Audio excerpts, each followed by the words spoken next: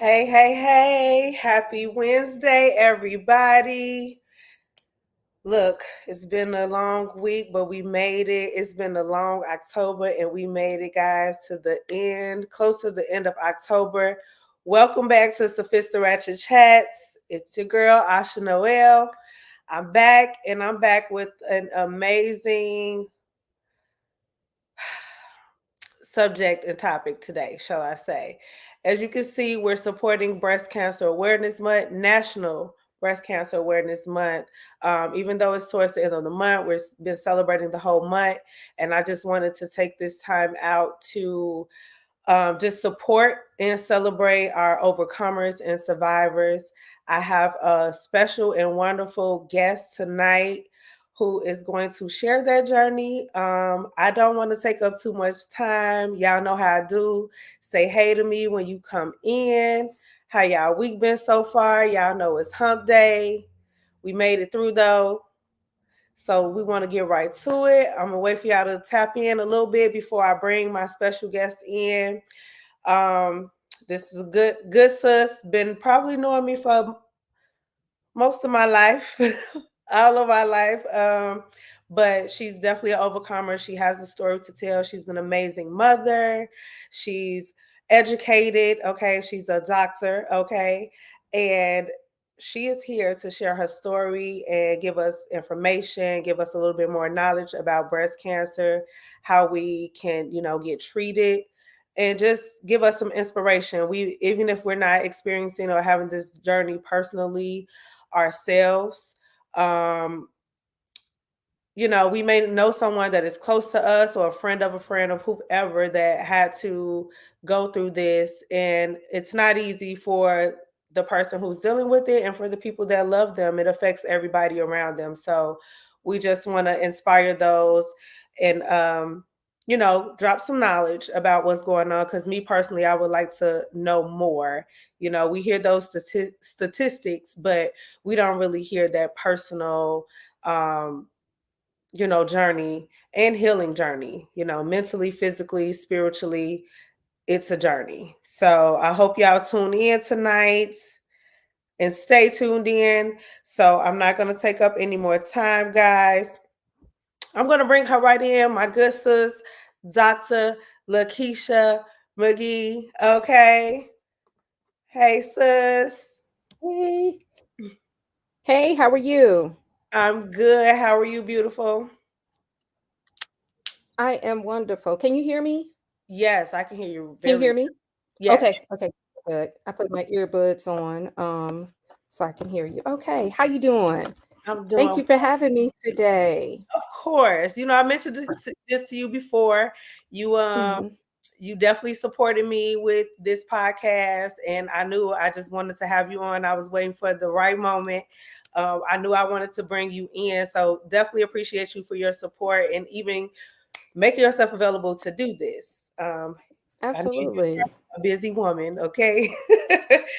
No, But absolutely. that. Okay, so the people gonna come in. This is every week. Mhm. My people slowly come in, but it's okay. Let's say it's hump day. It's We make okay. we making it over, but this live also is pre-recorded. So I always tell my people who can't tune in with us live that tap in and go back to this. And this is a very important topic. So I do hope they go back and watch it if they missed the live, to just again, I just want, inspiring story.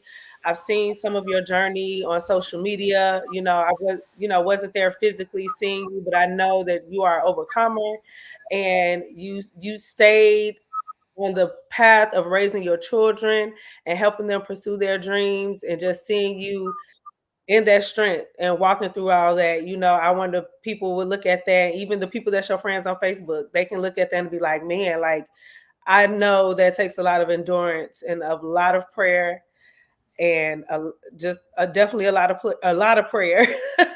And we were praying for you. So just to let you know that we stay praying for you. We love you, and we're so glad that we know that number in the statistics with Black women, and you Yes. overcame that. You are not that number. So we definitely thank God for you still being here with us and being able to share your story. Yes, I appreciate it. Definitely. I appreciate the prayers and I appreciate the continued prayers because breast cancer is a journey that's continual. You may not be in treatment per se, but you're always in a recovery mode. You're always thinking about doing something. You know, it doesn't just go away. I tell people all the time Breast Cancer Month is celebrated in October, but this is a 365 days of the year job for survivors and for advocates for breast cancer awareness. So I appreciate the prayers, definitely. Yes, most definitely. So, and with that Mhm. being said, like you said, this is 365. Ever since It the is. beginning of your journey, this is something that you have to attack and face head on every day of your life since then. And we celebrate and we support you all on this month, but like you said, the prayers constant all year, every year, even after Mhm. the celebratory stage, there's still a lot of work that you have to put in throughout their process.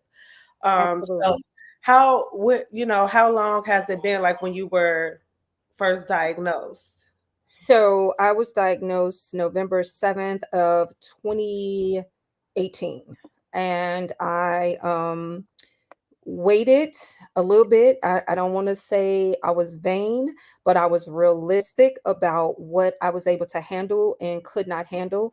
When I found out that I had it, they wanted to move expeditiously and do it. And I was like, nah, I need a surgeon in the room with me. So I put it off until the end of January.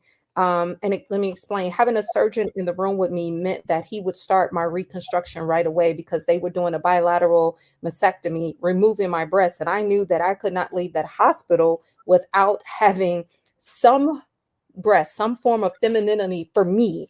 Okay. And the surgeon that was able to do it, who was on my insurance plan and who his availability, he wasn't available until January 31st of 2019. So from November, December to January, I had to wait.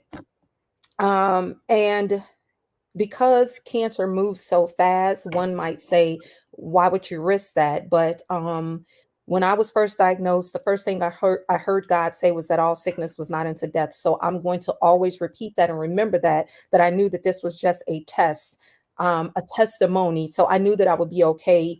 And honestly, I changed my diet.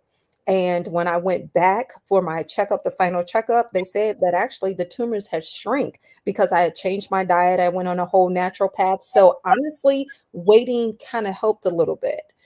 So Mm, this all happened from November to January. wow. And that's Yeah. amazing that you said that, because I think that is one of the concerns, your loved ones will have, especially with giving them that news in November. Mhm. I'm sure that was very hard for you to do. Mhm. Um, and then just that process of just being anxious or fearful for you during that process. Like you said, it actually helped you in the long run, which is amazing. You were aware and took it upon yourself to change your diet and to, Yeah. I'm sure, do research, because that's just you, period. So, Yeah, like, to do that research, and wow. and I don't recommend or tell other women to do that, to wait. You know what I mean? Because cancer can move rapidly and it can metastasize in in 60 days. You know what I mean? So I would not recommend that for someone else. I Mhm. recommend that you follow your own plan and that you are conscious of your own body and do what's best for you. So I Okay. wouldn't recommend that. So I'm not saying that so women can say, "Oh, I can wait." No, I wouldn't say Right. that. Absolutely. Absolutely. You hear that, I guys? Do wouldn't not say wait. She is not recommending that. not. It just she was in God's hands. I would say that that's what I truly believe. God Yes, definitely had you in His hands with the absolutely. process, and glory to God that it actually helped.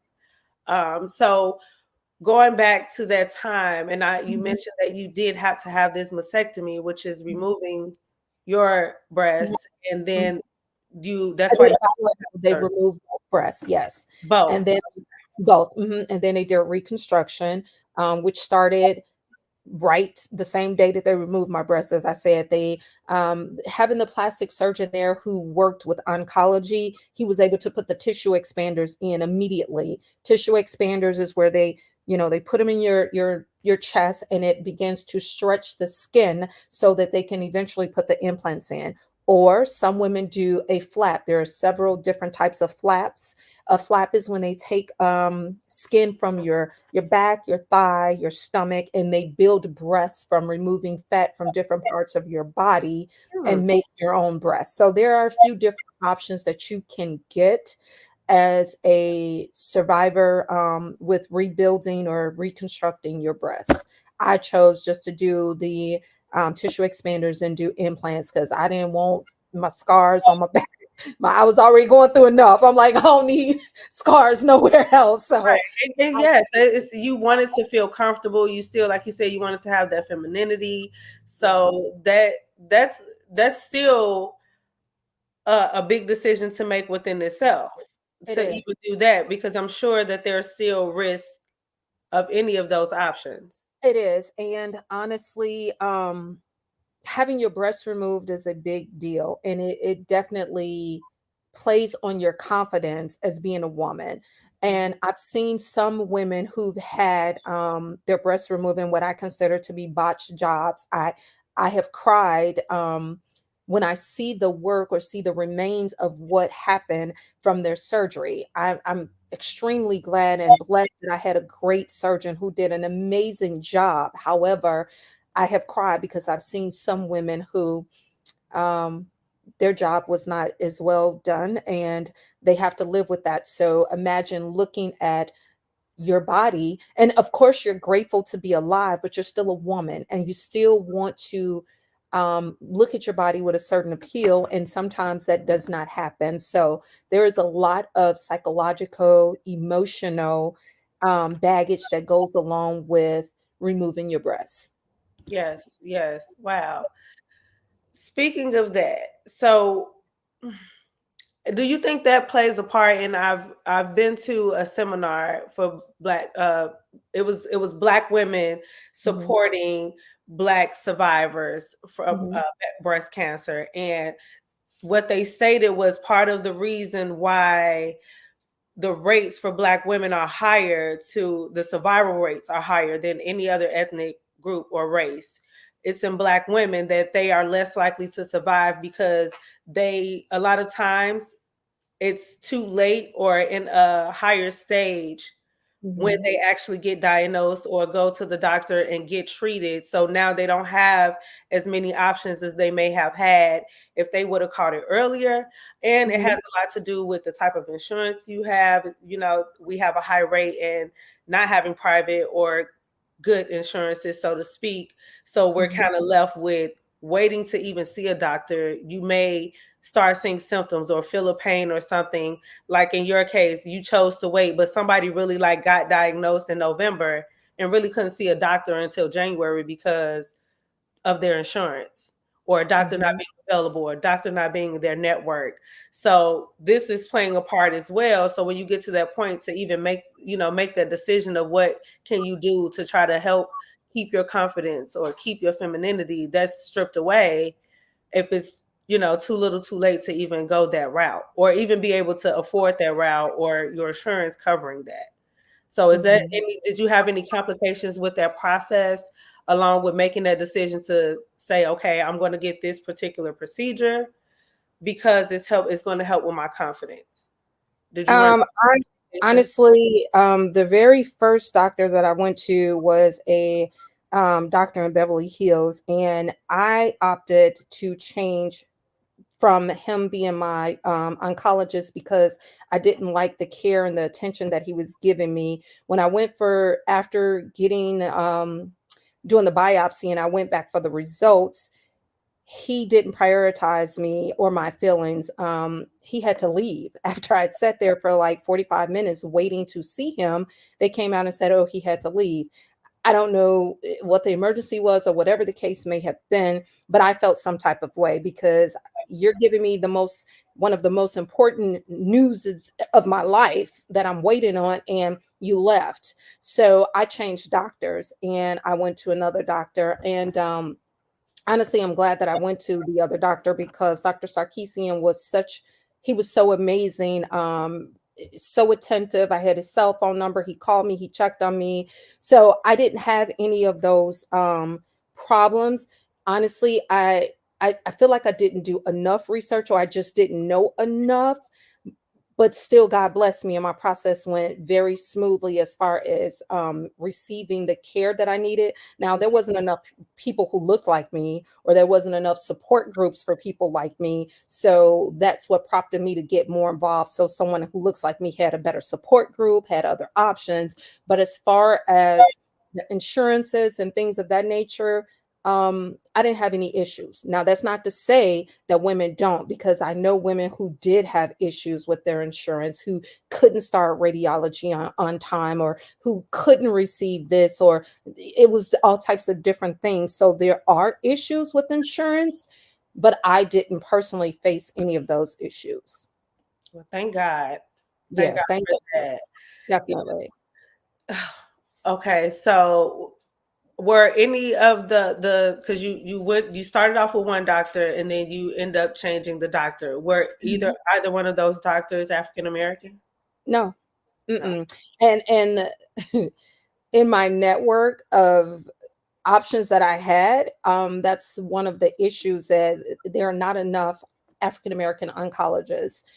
Since I've been doing this breast cancer work, I've met several female oncologists or surgeons, and that's been great, but there are not enough in our networks.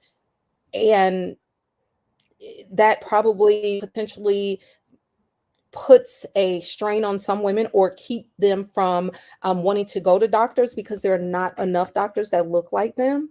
We have trust issues with the medical field altogether. So Absolutely. sometimes, and that, that was, I felt like you had a two-part question earlier about the mortality rate of African American women. We die at a 40% higher mortality rate because we are diagnosed in later stages. And Yes. some of it is due to the fact that we don't get our mammograms, we don't request ultrasounds, we don't do enough.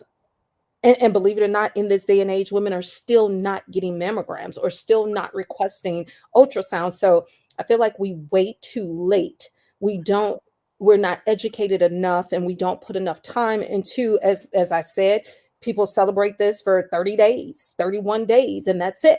But guess what? That's not it. So part of that is us women not taking it as making it a priority. And when we do, it's, the stages are later. So yes, we are diagnosed less, but we die at a higher rate. Okay. Okay. And so like you said, we need to start requesting ultrasounds. I speaking from myself and my own experiences, I that was something I didn't know I needed to do. Cause in my mind, I'm like, well, my doctor, my doctor, you should be telling me what I, like need to do. But if you it's really like I remember requesting a mammogram and Mhm. an ultrasound, and my doctor told me it was not time for me to worry about that yet because I was So 40 years old.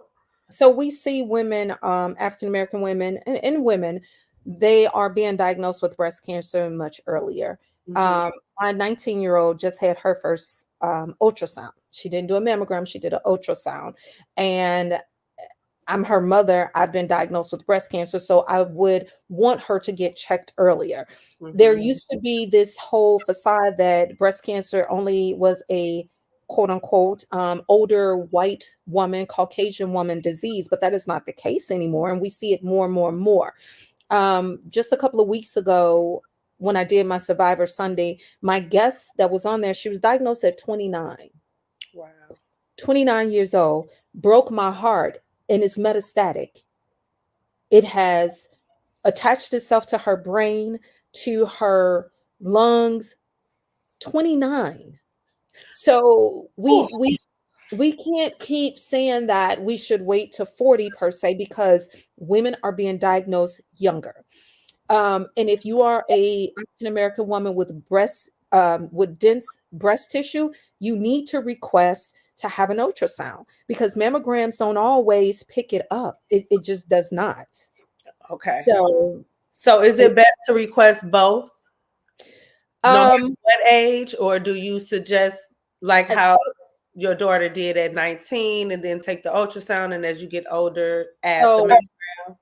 so we happened to be I was at an event where we were participating as vendors in the breast cancer event, and one of the things that was that they were offering was mammograms and ultrasounds. So she chose to go and get an ultrasound. It didn't matter how old you were, insurance, none of that stuff.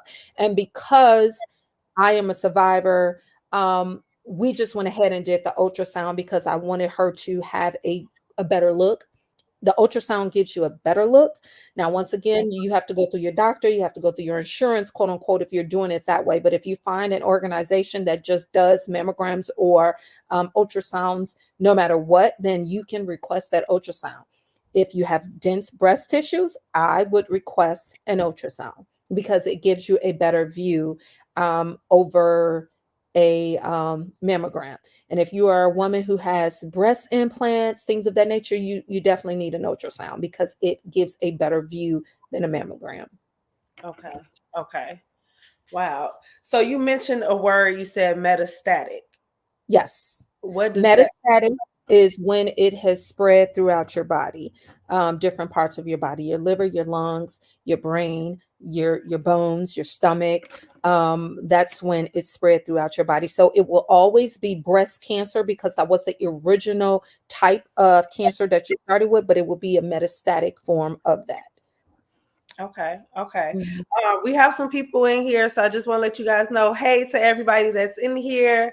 My brother Willie Taylor in here. He said he see two of his favorite people. Hey, Taylor. Ashley and Taylor. Okay.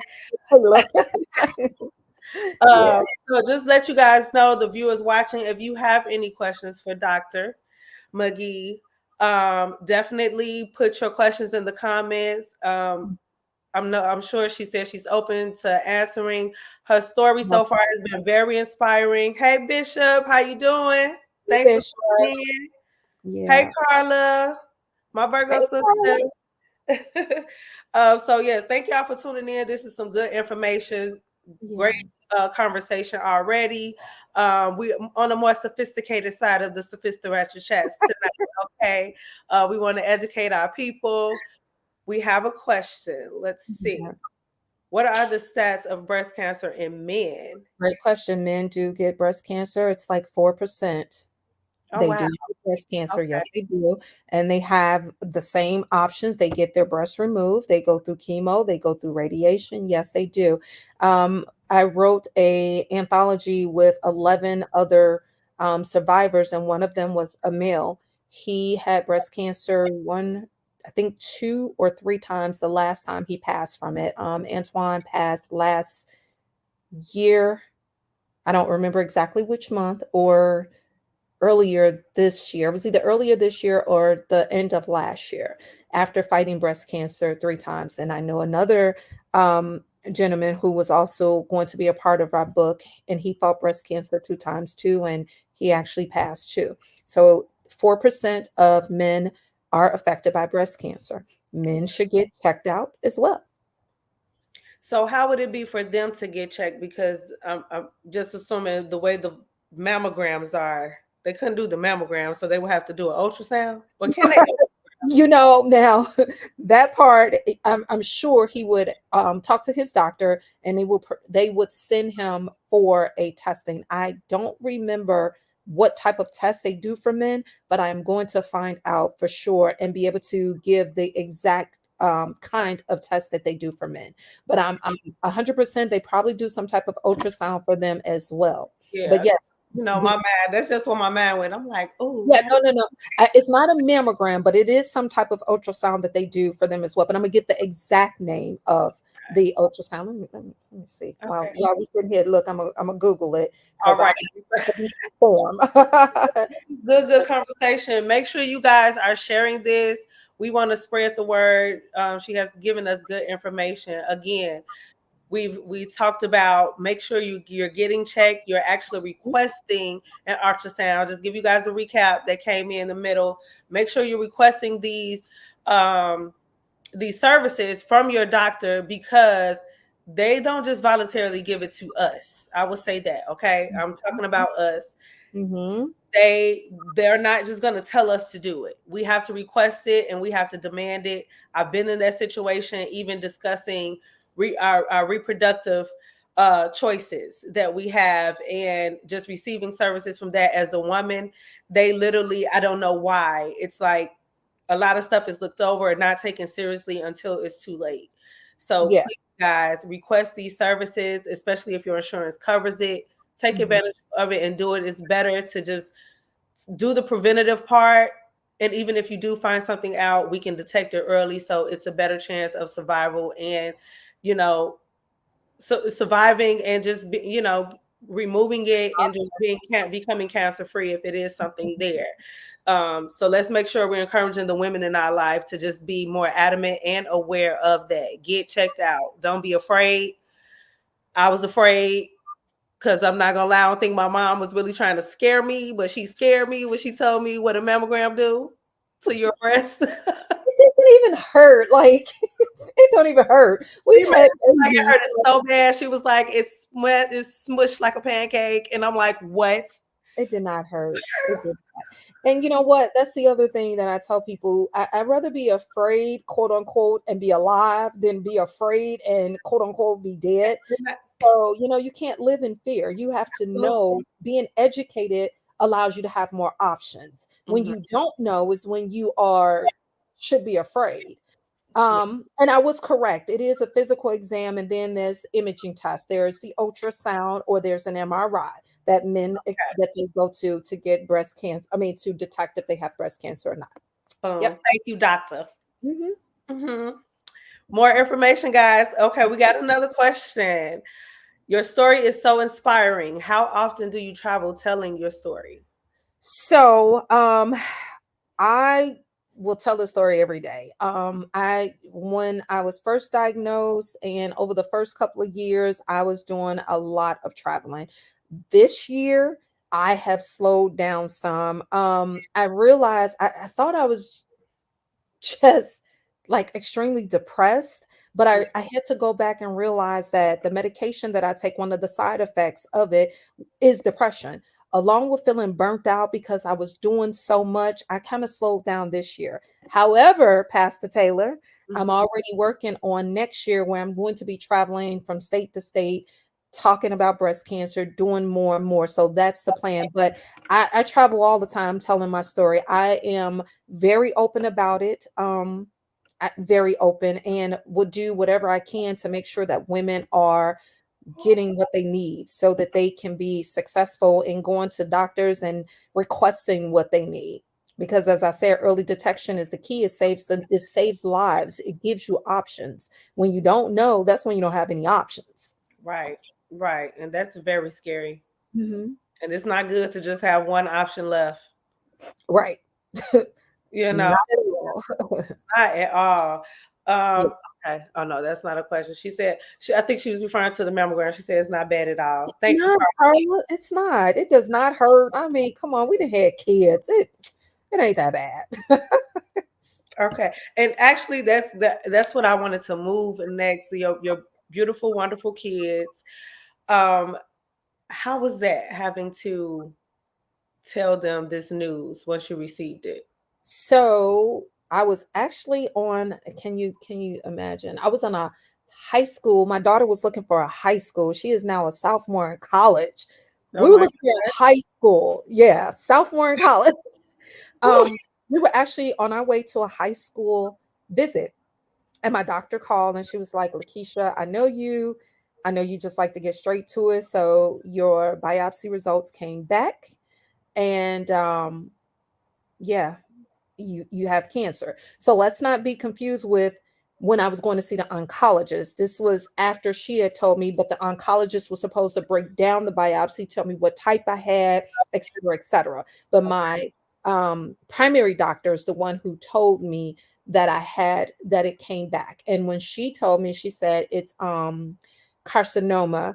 And when we found out, it was actually worse than that. So that was the point of going to the doctor in Beverly Hills so that he can tell me the type, the name, the options, et cetera, et cetera. So anyway, we're on this high school tour. She calls me and I'm in the car. I can barely breathe because I didn't want to tell my daughter at that moment. We were doing something that was so exciting for her life, and I just didn't want to tell her. The first emotion that I felt was embarrassment. Now, embarrassment, and I know some women, some people say, why embarrassment? Embarrassment came about because the way I've summed it up is that African American women are, we're super women. You know, we are taught we don't hurt the same. We don't bleed the same. You know, that's how society views us. So in that moment, I think just that underlying, I'm a superwoman, I can't get sick, I shouldn't have this, I think it just kicked in. So that was my first feeling, was embarrassment. So we went to the office, I checked my daughter in, and I was like, where's the bathroom? Immediately went to the bathroom, and Lord, I broke down. But I heard God say all sickness is not unto death, so I knew that I would be okay. Called my sister, called my mom, and we're all on the phone like crying and just, whatever. That happened in a few minutes because I had to pull myself back together and get back to my daughter. So once I finally got more information and everything, I told my kids, and they were all very supportive, very, very supportive. My son had went back to college. He had 1 year left because we had moved to California a few years before, and he had put his last year on pause to move with us to make sure he was okay. So he had just went back to school to finish up this last year, and he was like, Mom, I'll come home. I'm like, no, you won't. You're going to finish this last year. So they were supportive.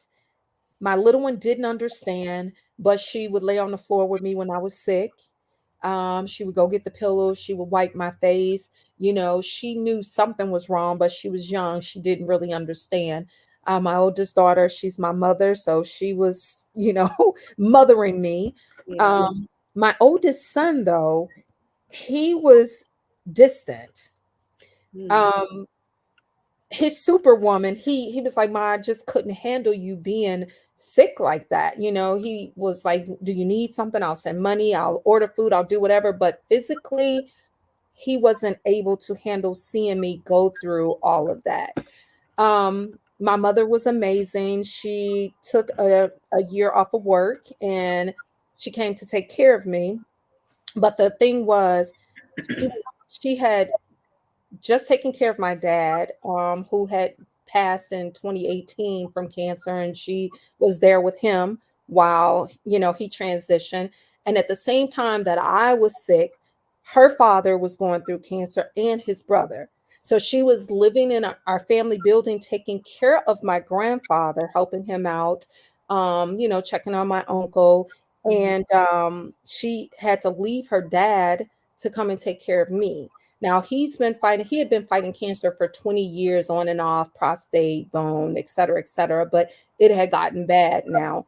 But at that time, I guess I was sicker than him. So the day that I had the surgery, the bilateral, my uncle passed from throat cancer. My mother stayed with me and took care of me until I got on my feet. And then she went back home. And then 5 months after she went home, my grandfather transitioned from cancer. Oh my. So it was a lot. It was a lot. I had great friends, sorors, friends that, um, they were really great. Even Facebook friends, people that I had never met, like, sold into me and different things. So my support system was great. Honestly, I could not have asked for a better support system. It was great. That is amazing. That is amazing. And to know that you were going through what you were going through and you have family members around you that were dealing with their own Yeah. journey, and Oh, did that I, affect you? I forgot to mention that my cousin had also had breast cancer about a year and a half before me, and my mother was there helping take care of her. Oh, So wow. it's just it's been a lot Yeah. with the cancer, but Is your cousin a survivor? she is. She Okay, great, is. great. Because that's what I was gonna say. Like I know, like that had to affect you in a Yeah. number of ways. Having family members, even though it wasn't breast cancer, it was still another form of cancer, and unfortunately, they did not make it. And Yeah. you still pushing through. Like regardless of what's right in front of you, you still had to push through and trust that God was gonna get you through this. That Yeah, it was some crazy times during that time, but it seems that my mother's her paternal side of the family had been plagued with some form of cancer. It's like we have a gene because there were four siblings, my grandfather, his brother, and his two sisters. And of those four, three of them passed from some form of cancer. And then each one of them had a child who had cancer. Um, Except my grandfather skipped his set, but his two sisters and his brother all lost a child to some form of cancer. And then you come to me, so I would be the one in my grandfather's lineage that wind up having breast cancer. So it seems as if there's a gene on that side of the family that has been susceptible to cancer: breast cancer, lung cancer, cervical cancer, brain cancer, throat cancer, bone, prostate. It's I don't know, but it's just in that one sector of a family. yeah. Crazy. And this has been proven. Cancer can be hereditary. Yeah, Like crazy. it can be genetic. Wow. Oh, okay, we have Taylor. He said he gets that. It's hard to see your mom go through it. I'm sure he Yeah. was referencing to your oldest son, having a Yeah. hard time to see you in that condition. I can Mhm. definitely understand that too. Yeah, my Yeah. mom got really, really sick from COVID.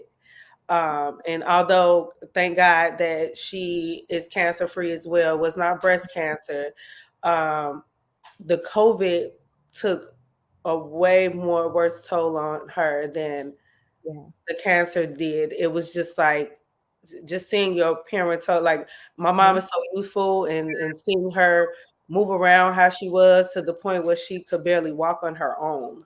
Oh, yeah, I You know. know, Yeah. like that's devastating when your mom is like your superhero, your superwoman. Like I say she's Jesus' sister. Like nothing can knock her down, tear her down, break her spirit. I get it.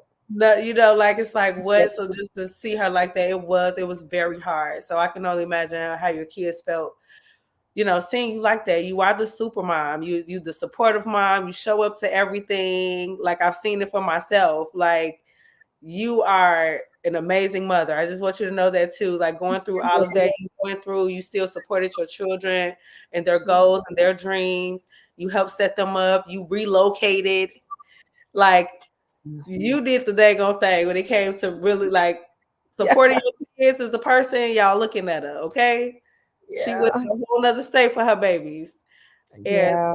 that's Yeah. what's up. I can appreciate that. Your story is definitely truly Paying off for her. It's paying off for her. It is. It's paying off for her. I ain't have to. She on a full academic scholarship. I ain't got to pay for it, so it's paying off for her. look See? at God. Yes. See, there So go me. She said you're a very amazing mom. thanks, sis. You are too. I appreciate it. Carla gave Yes. you hand claps. Yes. So I, Yeah. I really appreciate you sharing this. Mhm. I just had a couple more questions for Oh, you. This beautiful face that you're showing and this natural hair looks gorgeous on yeah. you. I'm trying to let it grow back now. I think I'm tired of the little cut. I think I'm Got a a little. little cut. Okay. So how Thank you, though. we're welcome. But how did you get to that point where you were just like, okay, I'm gonna cut the hair? So, I mean, my hair was down my Yes, back, that's what I'm like. down How did you almost to get my there? butt. You was Um, known for the bouncy roll around. Okay, that hair was flowing, the my ball hair was bobbing, it was moving, it honey. was it was long, yes. Yes. So when I started chemo, which, okay, I didn't even tell y'all. So I ended up in the hospital after having surgery, I had some type of reaction and I ended up in the hospital for a week. Then after starting my first round of chemo, thank you ladies, I ended up in the hospital for a week. So it was Mm. crazy. But after the first round, they told me that within 2 weeks, your hair is going to start falling out. And I was like, oh, goodness gracious, what in the world? I didn't know at that time about what's called a cold cap. A cold cap is something that you would put on your hair to try to help the follicles in your hair stay in place so you don't lose your hair during chemo. I ain't know nothing about it. See, this is what I'm saying. Some stuff I didn't know enough about, I didn't research. And insurances were not covering those, not every insurance. I think now they're better, and there are companies that do give cold caps. So anyhow, after that first round of chemo, they said within 14 days, baby, I think it was like day 11 or 12, my hair was flopping. I was like, oh my God. However, before that, um, my girlfriend Miko, who is a stylist, she's been doing hair for 30 something years, she came and she cut my hair for me because I was like, you know what? I let me have some control over this. So we went ahead and we did some cutting and styling before it started flipping like a toupee. But Okay. baby, by day 11 or 12, her hair was flipping. I was like, oh my God. It was like a detached from my head. I had never seen nothing like that. I'm like, oh my God. So the Wow. hair was flipping and flopping. So once it started just falling all out, I went to the barber and just got it cut on up or whatever. And I just rocked it. And I was like, it is what it is. I didn't I thought I would be more insecure about the hair falling out, but I wasn't. I actually wound up doing a job. I wound up modeling for Cobby, women's clothing line during I had just left like radiation or something and went and did this job with my bald head. They loved it. Put it in the magazine. I was wearing the clothes. I was killing it. So I wasn't insecure about the hair, but I thought I was because I loved my long hair. Okay. Yeah. Loved my I hair. know. I know. But and that's amazing because first of all, when I say you wearing it, they already said you rocking it. Thank And you. so for you to just like that's another superwoman move right there. You left radiation and went straight to a photo shoot, rocking Yeah. it, the clothes, Yeah. like and you to be honest, you have the face for it, like because you Thank have like strong features, so it just makes it pop out even more. Like you're strong, your bone show. It's beautiful. So, thank but you. whatever you choose to do, of course you're gonna look beautiful. But you rocking that short hair, and it just Thank brought you. It just you. made you shine even more.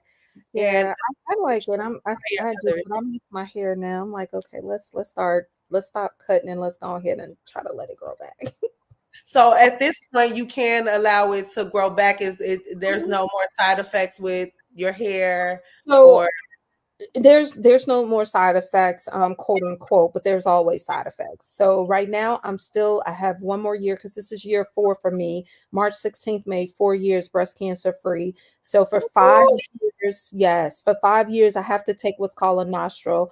And it is a breast cancer medication that suppresses the hormones in my body because I had what's called HER2 positive, which is a hormone driven type of breast cancer. So the medication that I take suppresses the hormones, which is a whole nother issue that women face when they have to have their hormones suppressed because women are with hormones. yeah. Um, so I have another year to take, but it does not directly like keep my hair from growing or anything, but indirectly I feel like it does have some type of side effects. But Okay. as far as hair goes, there are side effects from the nostril, which I had to after doing that Survivor Sunday with my 2 guests who are metastatic.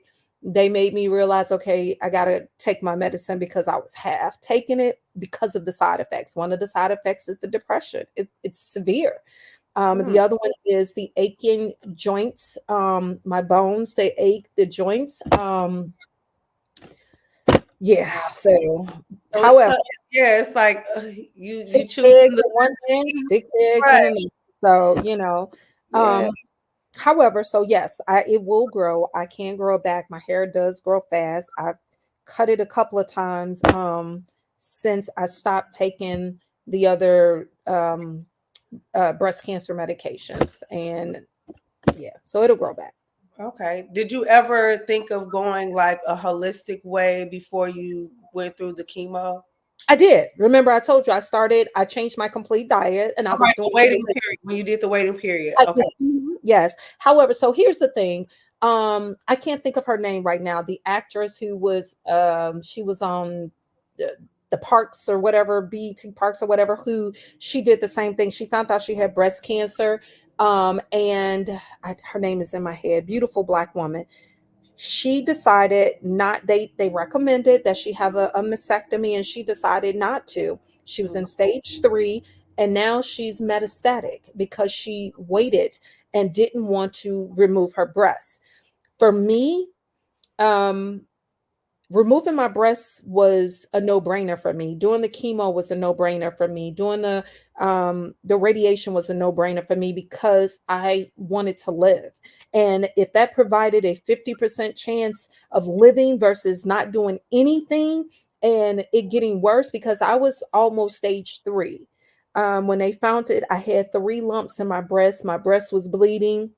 So for me, I was like, yeah, I'm gonna do all this stuff. So what we need to do? Right. Um, going going and doing the natural was just another part of treatment for me. It wasn't going to be the only part because I was too close to being able to say, hey, I'm almost stage 3. The only stage left is 4. I don't want to get that way. Had I been stage 0, which some women are stage 0 with breast cancer, I might have would have tried to just do only holistic and been okay with not doing any other treatments. But to me, I was too far gone, in my words, that I'm like, let's do whatever needs to be done. Better safe than Because I sorry. want to survive. Right. I get it. I get it. Wow. Yeah. This has been good, some good information. Very, Yeah. very good information. So I mean, anybody else have any questions on here before we wrap up? Again, I know it's Wednesday evening, Yeah. but I really appreciate you coming on here and sharing your story from having to, share this information with your family, to traveling, to sharing and supporting and spreading awareness. All of that Yeah. we definitely need to keep pushing. And also, you did mention that we need to see more of us on the other side, giving the treatments and giving out and educating. So, Mhm. those of you that's watching, it's very important. Let's prove Trump wrong and make oncology be a black job. Okay. Since he want to tell us what our black jobs are, let's Yeah. put oncologists on the list.